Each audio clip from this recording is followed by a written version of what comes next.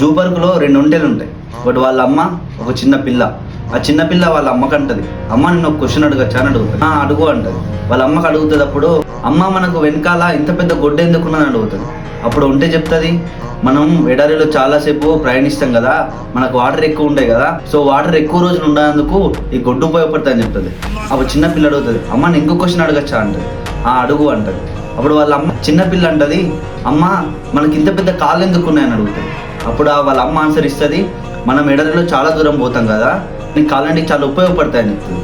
అప్పుడు అడిగితే చిన్నపిల్ల, అమ్మ నేను ఇంకో క్వశ్చన్ అడగచ్చు అని అడుగుతుంది. అడుగు అంటది వాళ్ళ అమ్మ. అప్పుడు అడిగితే చిన్నపిల్ల, అమ్మ మనకి ఇంత పెద్ద కళ్ళు ఎందుకు ఉన్నాయి, కళ్ళకి అంత పెద్ద రెప్పలు ఎందుకు ఉన్నాయి అని అడుగుతుంది. వాళ్ళ అమ్మ చెప్తుంది, అప్పుడు మనం ఎడారిలో పోయేటప్పుడు తుఫాన్లు అవన్నీ వస్తాయి కదా, తుఫాన్లు వచ్చినప్పుడు ఆ దుమ్ము ధూళి నుంచి మనకి కాపాడుతాయని చెప్తుంది.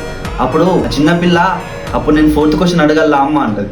అడుగు అంటది. వాళ్ళ అమ్మ కూడా ఎక్స్పెక్ట్ చేయదు క్వశ్చన్ అడుగుతాను. ఇప్పుడు చిన్నపిల్ల చెప్తుంది, మనకు గొడ్డు ఉన్నది వాటర్ నిల్వహించేందుకు. అమ్మ అంటది, కాళ్ళు ఉన్నాయి ఎక్కువ దూరం నడడానికి. వాళ్ళ అమ్మ అంటది, కళ్ళు ఉన్నాయి మన దుమ్ము ధూళి కాపాడడానికి. కానీ మన జూ పార్కులు ఎందుకున్నాం? మోరల్ ఆఫ్ ద స్టోరీ, మన వెనకాల ఎంత ఉండొచ్చు, మనకు ఉపయోగపడేది ఎందుకు?